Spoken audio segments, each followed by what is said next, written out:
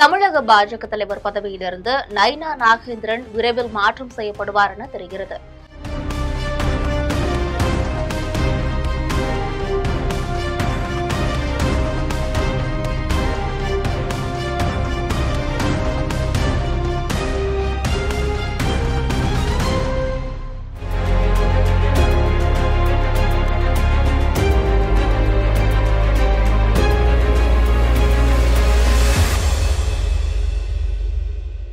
திருநெல்வேலியை சேர்ந்த நயினா நாகேந்திரன் பாரதிய ஜனதா கட்சியோட தலைவராக பொறுப்பேற்ற பிறகு தமிழ்நாட்டில் பாஜக நிலைமை எப்படி இருக்கிறது என டெல்லி மேலிடத்திற்கு ஒரு ரகசிய ரிப்போர்ட் அனுப்பி வைக்கப்பட்டிருக்கு.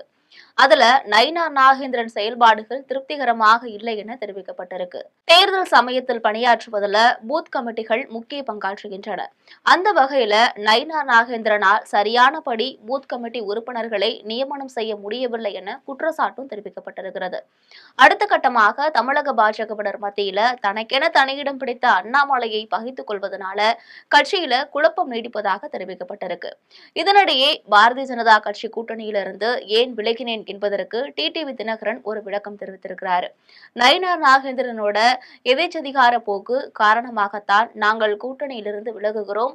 நாங்கள் விலகுவதற்கு முழு காரணம் நயினா நாகேந்திரன் தான் என்று தெரிவித்திருக்கிறார். இந்த குற்றச்சாட்டு டெல்லி மேலிடத்தை அதிர வைத்திருக்கிறது. சிதறி கிடக்கக்கூடிய அதிமுகவினரை ஒருங்கிணைக்க வேண்டும் என டெல்லி மேலிடம் உத்தரவிட்டிருந்த நிலையில நயினா நாகேந்திரனோட இந்த செயல்பாடு மிகப்பெரிய அதிருப்தியை ஏற்படுத்தியிருக்கிறது. இதற்கிடையே விளவங்கோடு முன்னாள் காங்கிரஸ் எம்எல்ஏ விஜயதாரணி தனக்கு பதவி எதுவும் வழங்கப்படவில்லை என டெல்லி மேலிடத்திற்கு ஒரு கடிதம் எழுதியிருக்கிறாங்க. அவரை போலவே தன்னுடைய சமத்துவ மக்கள் கட்சியை பாரதிய ஜனதா கட்சியோடு இணைத்து சரத்குமாருக்கும் பதவி எதுவும் வழங்கப்படவில்லை. இதற்கிடையே சமீபத்துல நெல்லைக்கு வந்திருந்த உள்துறை அமைச்சர் அமித்ஷா நயினா நாகேந்திரனை அழைத்து அனைவரும் ஒற்றுமையுடன் செயல்பட வேண்டும், அண்ணாமலையுடன் மோதல் போக்கை கடைபிடிக்க வேண்டாம் என்று தெரிவித்திருந்தார் என்பதும் குறிப்பிடத்தக்கது. இந்த நிலையில தற்பொழுது அதிமுக மேலும் ஒரு அணியாக உடையும் சூழ்நிலை ஏற்பட்டிருக்கிறது. கட்சியிலிருந்து பதவி நீக்கம் செய்யப்பட்டிருக்கக்கூடிய செங்கோட்டையன் திடீரென்று டெல்லி புறப்பட்டு சென்றிருக்கிறார். அங்கு பாரதிய ஜனதா கட்சியின் முக்கிய தலைவர்களை சந்திப்பதாக தெரிகிறது. இதனிடையே வருகின்ற சட்டமன்ற தேர்தல் என்பது இதுவரை இல்லாத அளவுக்கு மிகப்பெரிய போட்டிக்களமாக காணப்படுகிறது. தேர்தலை ஒட்டி தமிழக அரசியல் களம் என்பது போர்க்களமாகும் அளவுக்கு சூழ்நிலைகள் ஏற்பட்டிருக்குது. எனவே இதனை நயினா நாகேந்திரனால் சமாளிக்க முடியாது என்று டெல்லி மேலிடம் கருதுகிறது. எனவே அவருக்கு பதிலாக தமிழிசை சவுந்தரராஜனை மீண்டும் பதவியில் அமர்த்தலாம் என்று டெல்லி பாஜக யோசனை செய்து வருவதாக தெரிகிறது.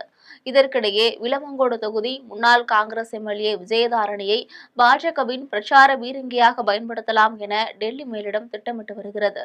எனவே விரைவிலேயே விஜயதாரணிக்கும் தமிழக அளவில் ஒரு முக்கிய பதவி காத்திருக்கிறது.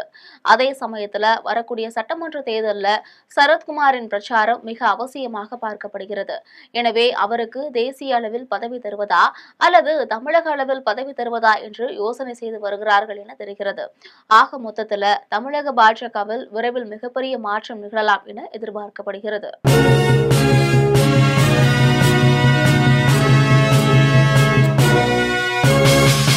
உடனுக்குடன் அப்டேட் தெரிந்து கொள்ள ஜெம் டிவி தமிழ் ஆப்பை இன்ஸ்டால் செய்யவும்.